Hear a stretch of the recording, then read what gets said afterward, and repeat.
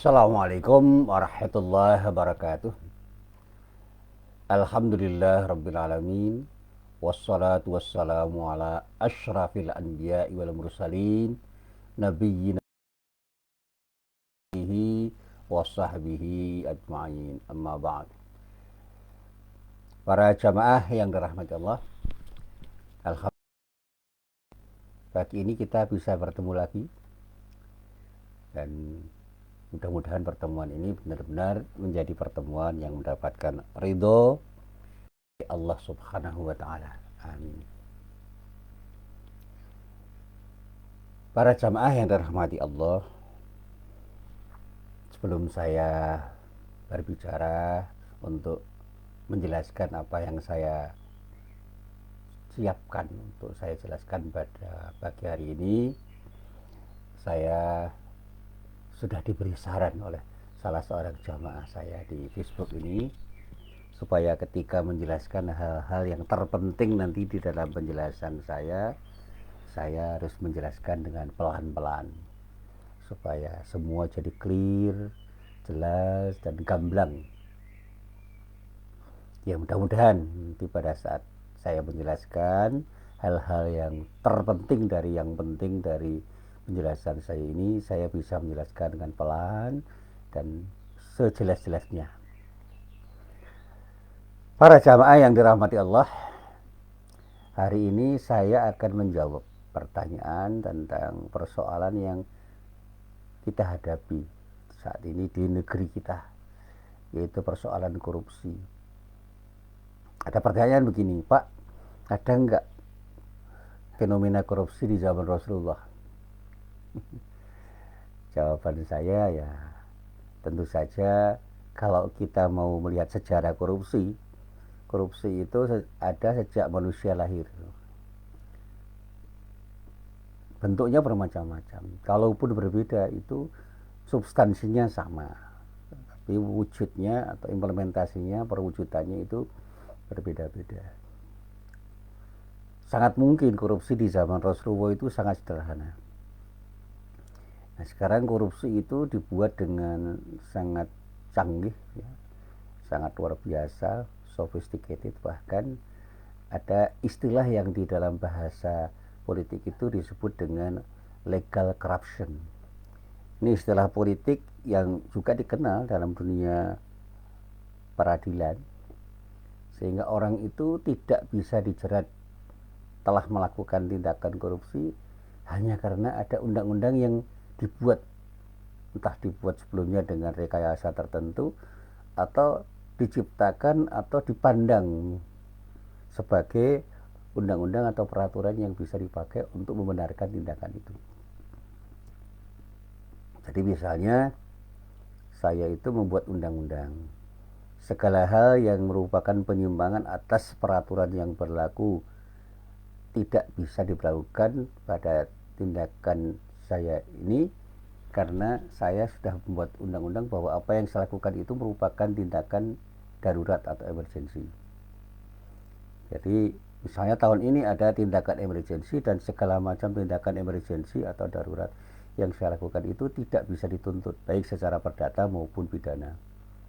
Nah, itulah yang menjadikan orang terlindung dari segala macam penyimpangan atas peraturan perundang-undangan yang berlaku sebelumnya, sebelum undang-undang itu diberlakukan. Demikian juga kalau misalnya saya itu seorang kepala sekolah atau seorang direktur atau seorang rektor di sebuah perguruan tinggi, untuk bisa melakukan tindakan yang saya inginkan bersama kolega saya buat aturan.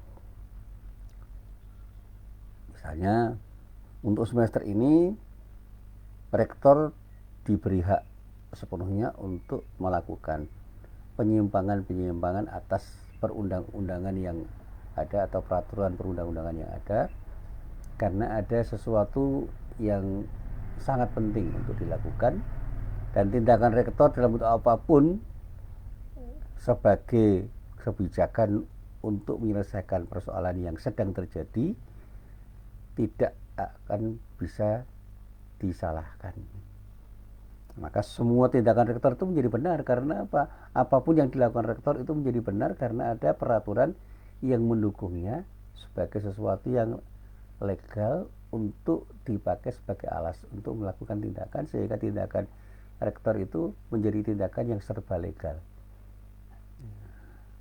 Jadi legal formal nggak ada yang salah, tapi substansinya tindakan itu sebenarnya menyalahi aturan undang-undangan yang sebelumnya atau yang lebih tinggi, dan bahkan secara substantif itu berseberangan dengan nilai-nilai keadilan yang seharusnya dirujuk oleh orang ketika melakukan tindakan apapun, termasuk ketika hakim memutuskan perkara.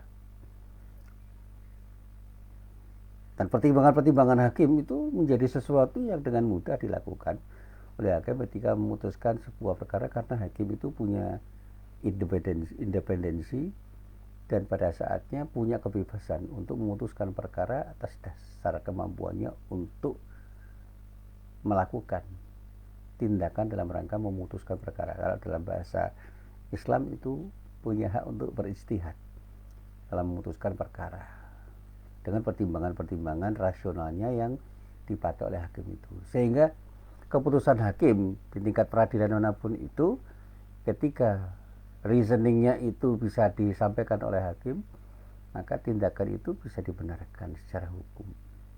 Apalagi kalau keputusan itu menjadi keputusan tertinggi yang pada saatnya memang menjadi keputusan yang sangat kuat, sehingga gugatan-gugatannya itu menjadi tidak bisa dilakukan oleh orang karena mahkamah tertingginya sudah mengatakan hal itu benar.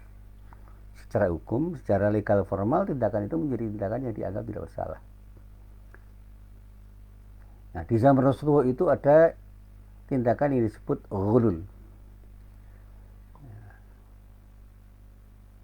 Tindakan ghulul itu adalah tindakan yang arti pentingnya itu, arti umumnya itu adalah khianat. Jadi tindakan ghulul itu sebagaimana yang saya coba untuk saya telaah dari kitab-kitab tafsir dan kitab-kitab syarah hadis serta kitab-kitab akhlak, itu terkait dengan pengambilan sesuatu dari harta rampasan perang, baik dari fai atau ghanimah. Fai itu harta rampasan perang. Jadi kalau disebut fai itu harta rampasan perang yang diperoleh dari musuh tanpa terjadinya peperangan atau pertempuran. Kalau ghanimah itu artinya harta rampasan perang yang diperoleh melalui peperangan. Ya, sama aja yang diperoleh melalui peperangan. Jadi kalau umat Islam itu berperang waktu itu kemudian mendapatkan ghanimah, maka ghanimah yang diperoleh dari peperangan itu disebut harta rampasan juga, namanya ghanimah. Tetapi kalau harta rampasan itu diperoleh dari musuh tanpa terjadi perangan, tapi melalui perundingan atau perjanjian tertentu tanpa ada perangan, maka disebut fai. Nah, ketika ada orang yang mengambil sesuatu dari fai itu yang bukan haknya karena dia itu secara pribadi atau secara kelompok mengambil hak negara, maka disebut tindakan itu sebagai tindakan ghulul, dan itulah khianat. Dan bisa kita lacak di dalam beberapa kitab yang saya ambil, misalnya dari kitab Al-Mawsu'ah Al-Fiqhiyah Al-Kuwaitiyah juz 31 halaman 272. Dan disinilah kemudian para ulama memberikan pendapatnya. Misalnya Imam Ibnu Qudamah mengatakan bahwa orang yang melakukan hulul itu adalah orang yang menyembunyikan ghanimah yang berhasil dia dapatkan sehingga imam atau pemimpin tidak mengetahuinya, dan dia tidak mengumpulkannya bersama ghanimah, dan orang itu tidak mengumpulkannya bersama ghanimah. Jadi kalau dalam bahasa Jawa itu selintutan gitu. Jadi mengambil sesuatu dengan tanpa diketahui oleh pemimpinnya sehingga dia mendapatkan keuntungan dari ghanimahnya itu. Sementara itu Imam Nawawi mengatakan juga dengan pernyataan yang mirip. Dia mengatakan bahwa asal arti ghulul itu adalah khianat secara mutlak. Jadi ghulul itu khianat. Kemudian istilah ghulul itu secara khusus digunakan dalam arti khianat dalam urusan ghanimah. jadi tidak bersikap amanah dalam urusan ghanimah. Nah, itu yang bisa saya baca di dalam kitab Syarah Muslim yang ditulis oleh Imam An-Nawawi, juz 4 halaman 216. Nah, para ulama kemudian mengatakan ghulul itu termasuk di dalamnya adalah ketika seseorang itu mengambil sesuatu dari baitul mal waktu itu, yaitu baitul malnya orang-orang Islam waktu itu, atau harta zakat dengan tanpa hak, artinya bukan hak dia untuk mengambilnya. Dia bukan amil atau bukan mustahik yang berhak mendapatkan harta zakat, tetapi mengambilnya. Sehingga orang yang kemudian mengambil harta zakat, bahkan dia bukan amil dan dia bukan mustahik yang lain, tanpa hak, itu disebut telah melakukan tindakan hulul. Nah, sekarang ini kalau kita coba untuk kita terapkan dalam kehidupan sekarang, baitul malnya orang Islam itu ya macam-macam. Mungkin uang masjid. Ya, kalau ada orang dari takmir masjid, anggota takmir atau pengurus takmir masjid mengambil duit dari kasnya takmir masjid, kasnya masjid yang bukan haknya, dan itu menjadi hak dari takmir masjid secara legal formal, itu disebut sebagai tindakan hulul. Jadi kalau saya misalnya ketua takmir masjid menggunakan uang takmir masjid untuk kepentingan pribadi saya atau kepentingan keluarga saya, maka tindakan saya itu disebut hulul juga. Dan ini yang juga dikatakan oleh Al-Zahabi. Beliau berkata begini, dosa besar yang ke-22 dari segala macam dosa besar yang dia ungkapkan itu adalah ghulul dari ghanimah, yaitu dari baitul mal kaum muslimin atau harta zakat. Demikian juga hadiah-hadiah yang diberikan kepada pegawai yang saat ini dikenal dengan sebutan gratifikasi, menurut para ulama itu termasuk dalam pengertian ghulul.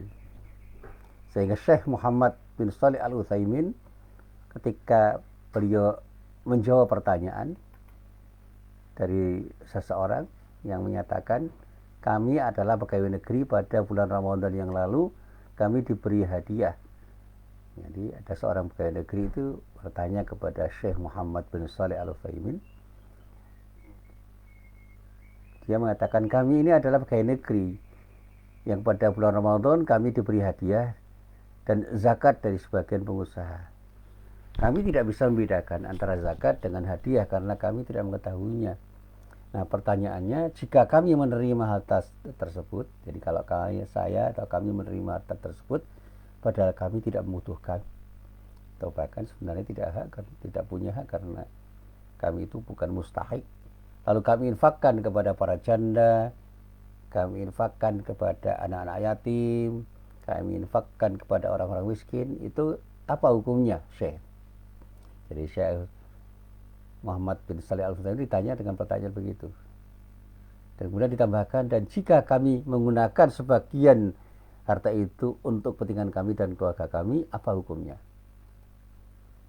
Nah, atas pertanyaan itu beliau menjawab begini, hadiah untuk pegawai termasuk ASN, pegawai negeri seperti Anda itu termasuk ghulul. Maksudnya jika seseorang sebagai pejabat pemerintah, kemudian orang yang memiliki hubungan dengan tugas jabatan itu, dari pejabat itu memberikan hadiah, maka ia termasuk ghulul. Nah, pejabat itu tidak boleh atau tidak halal mengambil hadiah itu sedikit pun, walaupun hal itu diberikan dengan senang hati.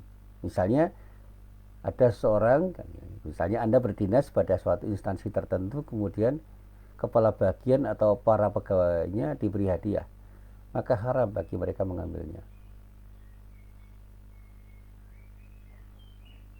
Jadi kalau sekarang ini kalau ada pegawai negeri yang diberi hadiah oleh siapapun karena jabatannya, itu kata Syekh Muhammad bin Shalih Al-Utsaimin itu termasuk bagian dari sesuatu yang tidak dihalalkan atau haram. Dan itu bentuk ghulul. Dan itu yang sekarang dikenal dengan gratifikasi itu. Banyak pejabat-pejabat itu yang punya peluang untuk mendapatkan hadiah dari siapapun karena jabatannya. Nah, apa alasan beliau?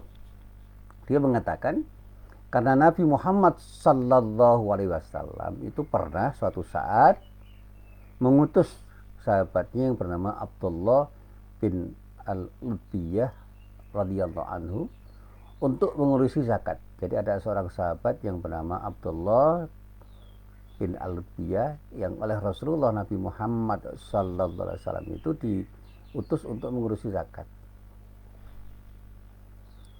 Nah, ketika dia kembali, dia berkata begini, ini dihadiahkan kepadaku, sedangkan yang ini untukmu.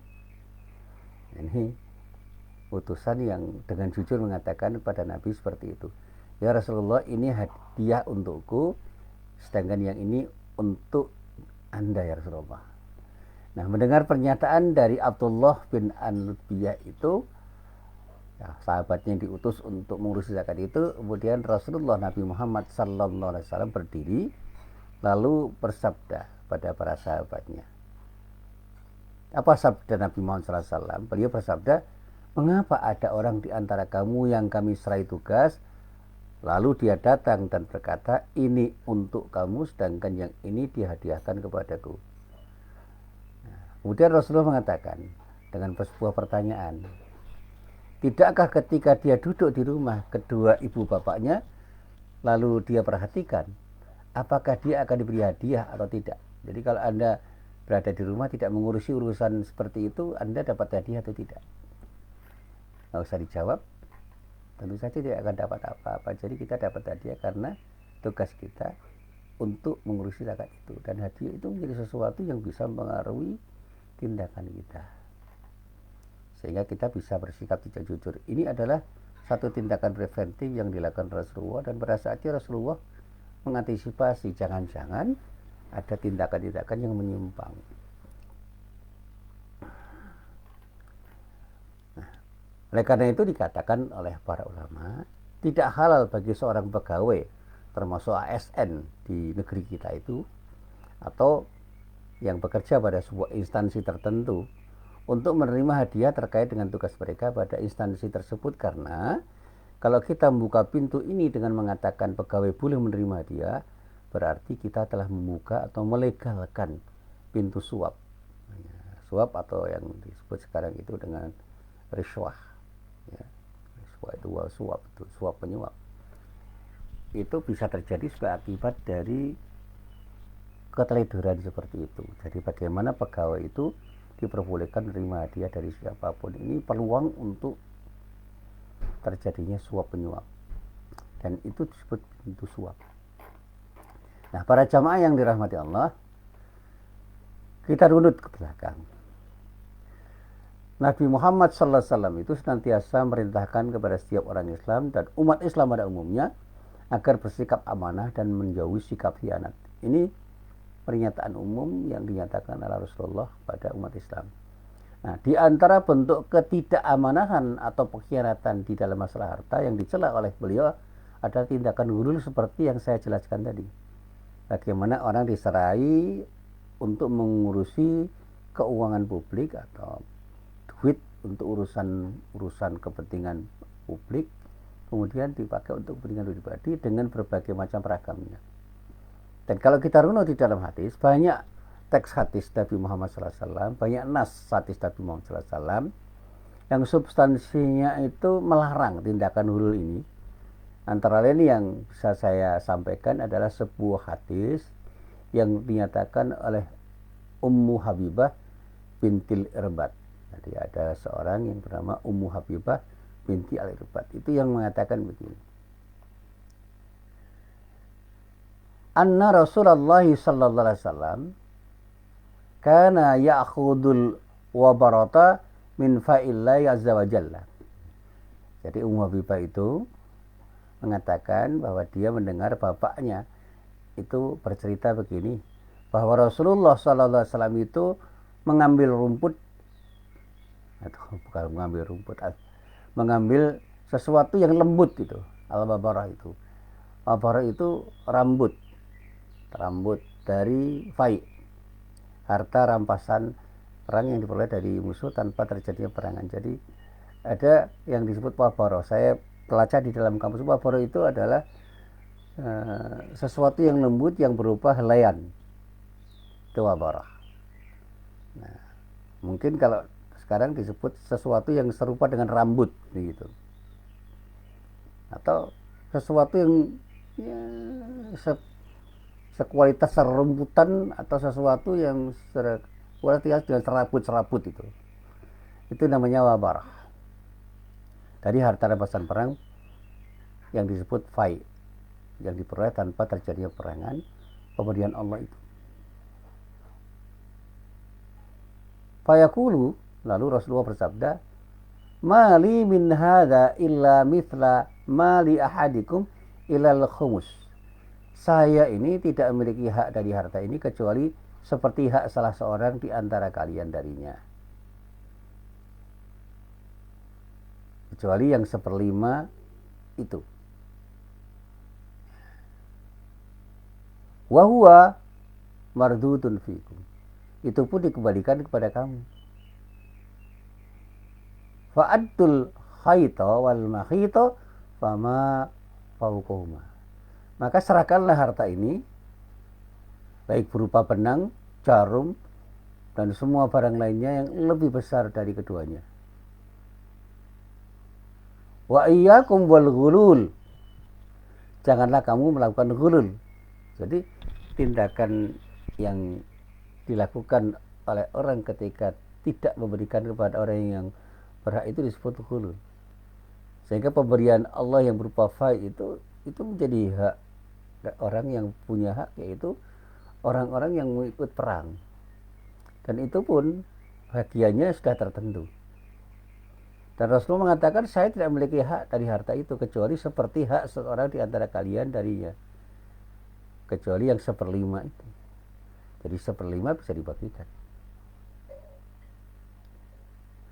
1/5 dari fai. Ini dalam kitab fikih memang dibahas ya. Bahkan bisa jadi seorang tentara atau seorang panglima perang itu tidak menerima, tidak apa-apa, karena hak itu bisa diberikan pada orang lain.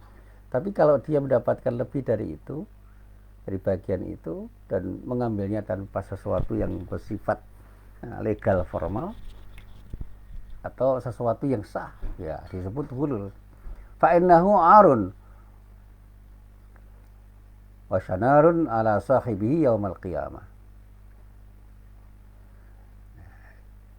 Karena itu merupakan sesuatu yang tercela dan aib bagi pelakunya pada hari kiamat. Jadi ini sebuah tindakan yang tidak etis. Dan pada saatnya itu merupakan sesuatu yang seharusnya dicegah atau dihindari. Jadi kalau kita itu diberi amanah oleh umat untuk mengelola harta umat, ya kembalikan kepada umat.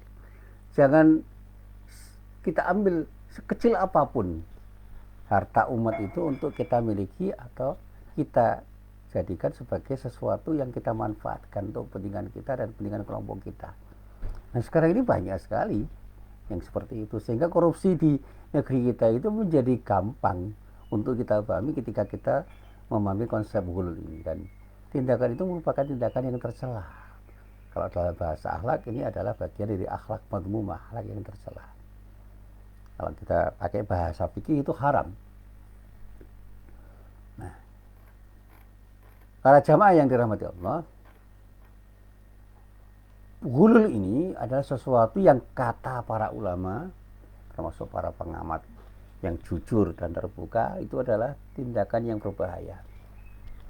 Ghulul itu merupakan perbuatan yang disebut perbuatan khianat, dan Allah membencinya sebagaimana firman Allah yang terdapat di dalam surat Al-Anfal ayat 58 yang dikatakan di dalam ayat itu, a'udzubillahi minasyaitonirrajim, innallaha la yuhibbul kha'inin. Sesungguhnya Allah tidak menyukai orang-orang yang berkhianat. Berkhianat dalam hal apapun, termasuk berkhianat di dalam soal harta itu. Dan siapapun yang mengambil barang dengan cara seperti itu disebut tindakan yang disebut khianat atau dikenal dengan khianat. Jadi ghulul itu tindakan khianat, maka dia akan dihinakan pada hari kiamat dengan membawa barang tersebut dan dipersaksikan oleh makhluk yang lain sebagai sebuah hukuman dari Allah Subhanahu wa taala. Dan Allah juga berfirman di dalam ayat yang lain, bisa kita baca, misalnya dalam surat Al-Imran ayat 161. Di dalam ayat itu Allah berfirman, wa ma kana linabiyyin ayyaghilla wa may yaghlul ya'ti bima ghalla yaumal qiyamah thumma tuwaffa kullu nafsin ma kasabat wa hum la yuzlamun. Tidak mungkin seorang nabi itu berbuat ghulul, berkhianat dalam urusan harta rampasan perang. Siapapun yang berkhianat dalam harta yang terkait dengan rampasan perang, maka pada hari kiamat dia akan datang membawa apa yang dikhianati itu, kemudian tiap-tiap jiwa akan diberi pembalasan tentang apa yang dia kerjakan dengan pembalasan yang setimpal. Dan mereka tidak akan dianiaya, artinya tidak akan dizalimi, karena semua itu akan diperlakukan oleh Allah dengan seadil-adilnya. Proses peradilan di akhirat itu sangat adil, dan pasti keputusannya juga adil. Sehingga keadilan yang paling adil itu adalah keadilan yang datang dari Allah. Dan sesungguhnya itu tuntutan yang juga diberikan oleh Allah kepada para hakim di negeri kita ini. Jangan sampai berbuat zalim, melakukan tindakan-tindakan tidak adil dalam memutuskan perkara.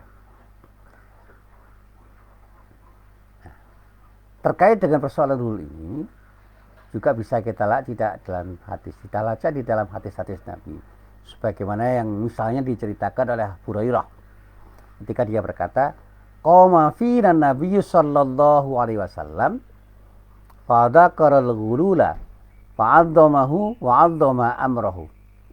Qala la ulfiyanna ahadakum yaumal qiyamati ala raqabati syatun laha fugha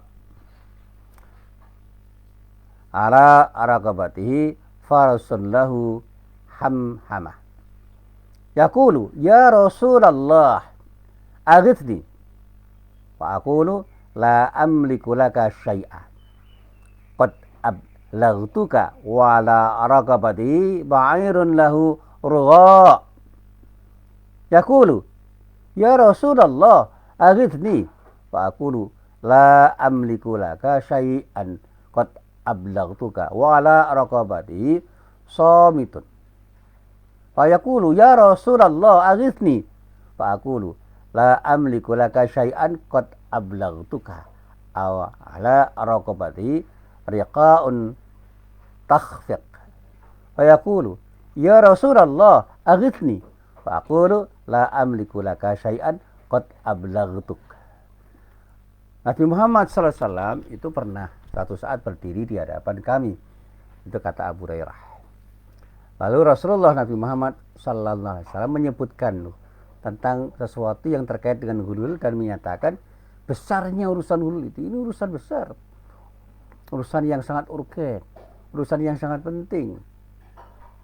Dan bahkan beliau Nabi Muhammad SAW pada saat itu dinyatakan bersabda, jangan sampai pada hari kiamat aku bertemu seseorang dari kalian yang memikul kambing yang mengembik di lehernya,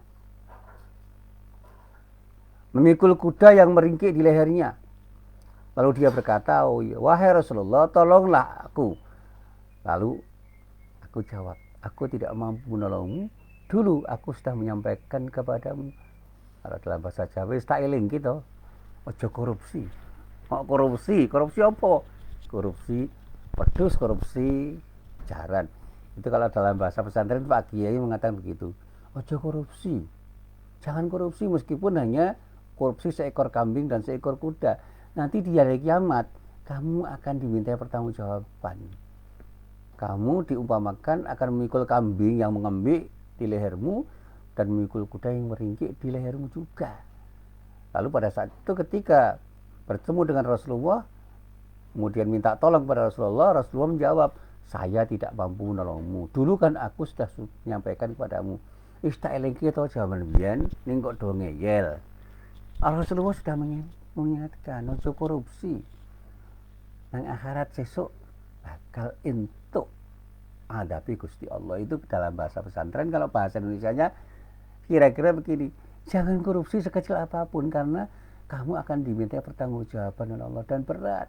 Dan saya tidak bisa beri syafaat padamu karena kamu korupsi. Jadi orang yang disebut koruptor atau koruptor-koruptor itu tidak akan mendapatkan syafaat dari Rasulullah pada hari kiamat nanti.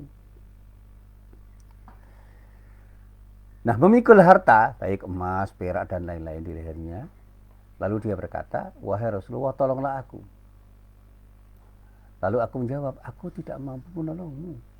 Jadi kalau yang dikorupsi itu harta selain kambing dan kuda, ya di lehernya akan terpikul harta yang dikorupsi itu. Lalu ketika dia katakan untuk memohon pada Rasulullah, ya Rasulullah tolonglah aku, Rasulullah pun menjawab, aku tidak mampu nolongmu, dulu aku sudah pernah menyampaikan kepadamu.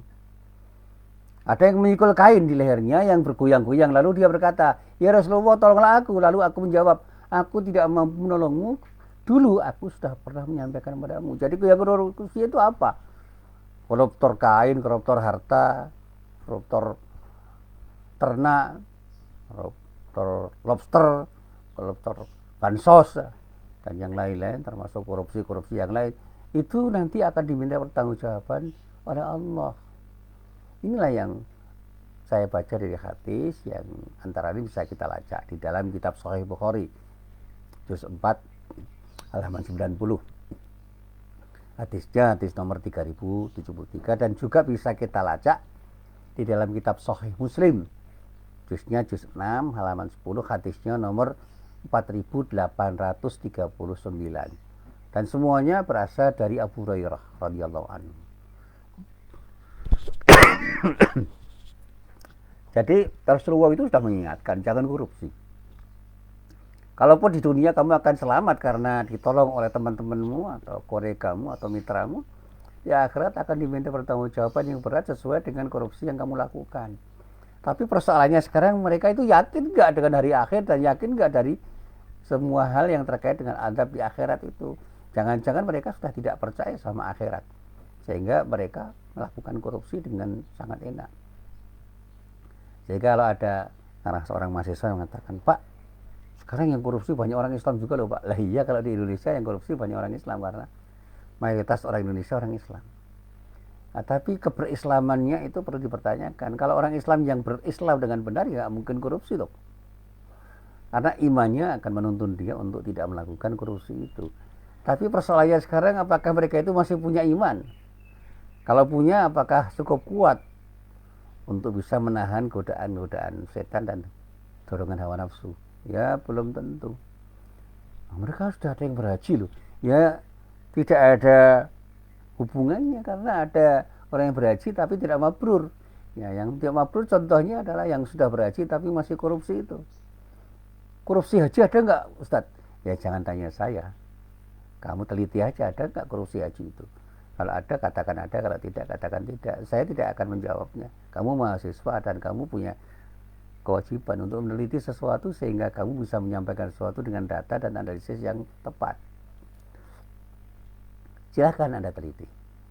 Korupsi bansos ada nggak Pak? Silahkan teliti. Korupsi terkait dengan sesuatu yang terkait dengan kepentingan masyarakat ada nggak? Ya sudah, jawabnya setelah Anda teliti baru Anda katakan. Kalau Anda tidak punya data, jangan ngomong. Anda punya data dan Anda punya analisis yang tepat, katakan.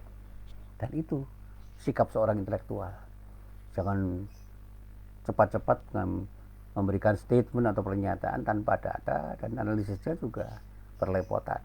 Karena ini kan banyak orang yang merasa punya data padahal nggak punya data, dan mengatakan sesuatu dengan analisis yang sangat ceroboh, sehingga pernyataannya itu mudah ditertawakan kalau kita bicara di dunia akademis. Dan saya, meskipun saya itu bukan intelektual yang tepat dikatakan intelektual, saya membaca pernyataan orang-orang dengan ceroboh itu juga ketawa, intelektual kok begini ya.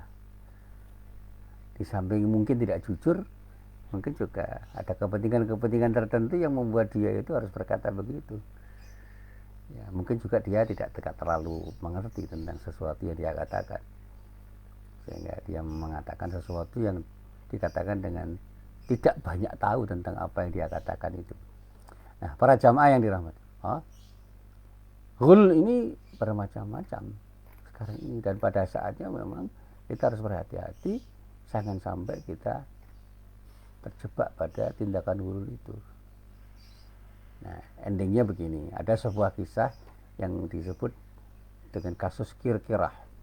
Ada sebuah hadis Nabi Muhammad SAW yang diriwayatkan oleh Imam Bukhari dari sahabat Abdullah bin Amr bin As, ya, yang mengisahkan tentang seorang yang bernama Kirkirah, yang meskipun sudah melakukan sebuah tindakan yang berpahala di sepanjang hayatnya, tetapi dinyatakan oleh Rasulullah kira-kira itu akan menjadi orang yang masuk neraka karena melakukan tindakan gulul dalam bentuk mengambil mantel ghanimah, mantel ghanimah, mantel harta rampasan perang sebelum dibagikan pada orang yang berhak untuk menerimanya. Padahal kira-kira itu adalah seorang sahabat Nabi yang banyak dikenal orang sebagai orang yang rajin beribadah. Dan kisahnya bisa kita lacak di dalam kitab Sahih Bukhari dan syarah-syarahnya. Dan kisah ini diceritakan kembali oleh para ulama untuk menjadi pelajaran. Jadi seorang sahabat yang rajin beribadah pun bisa masuk neraka sebagai akibat dari korupsi. Nah, dikisahkan bahwa sahabat itu memang orang yang rajin beribadah. Orang itu meninggal sebelum Nabi Muhammad SAW wafat. Ketika kira-kira meninggal, Rasulullah SAW bersabda, dia kira-kira itu berada di neraka. Nah, ketika mendengar Rasulullah mengatakan begitu, sahabat pun penasaran dan segera pergi untuk melihatnya seperti apa kira-kira itu. Dan ternyata mereka mendapatkan sebuah mantel yang diambilnya dari harta rampasan perang yang belum dibagikan. Jadi hanya mengambil mantel saja, itu mantel itu kecil sekali. Nah, sekarang jangankan mengambil mantel, mengambil uang banyak dari harta negara. Wah, itu lebih jahat daripada kira-kira. Nah, orang seperti itu kata para ulama lebih mungkin masuk neraka. Ya, jadi orang yang bernama kira-kira yang diberi tugas untuk menjaga harta rampasan perang, kemudian meninggal dunia, lalu dikatakan Rasulullah dia masuk neraka hanya karena ditemukan ada mantel yang dia ambil, padahal itu mantel yang menjadi haknya umat Islam karena menjadi bagian dari harta rampasan perang. Nah, inilah pelajaran yang penting. Maka dari sini mari kita hindari ghulul atau korupsi yang sekecil apapun. Dan bagaimana kita ketika mengurusi harta umat, kita harus berhati-hati. Jangan sampai kita itu mengambil sekecil apapun harta umat itu untuk kepentingan pribadi kita, dan pada saatnya kita akan menjadi orang yang harus mempertanggungjawabkan apa yang kita ambil itu. Na'udzubillah min dzalik. Inilah apa yang bisa saya sampaikan, mudah-mudahan bermanfaat. Billahi taufik wal hidayah. Wassalamualaikum warahmatullahi wabarakatuh.